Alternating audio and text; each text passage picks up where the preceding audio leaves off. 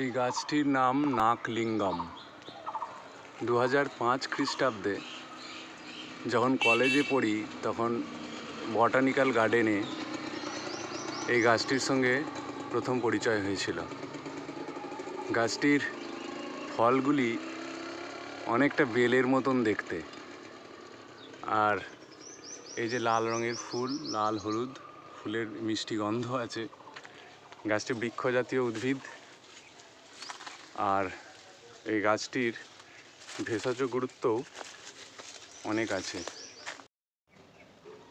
গাছটির পাতা, বাকল ও ফুলের নির্যাস অ্যান্টিবায়োটিক ও অ্যান্টিফাঙ্গাল রূপে ব্যবহৃত হয়।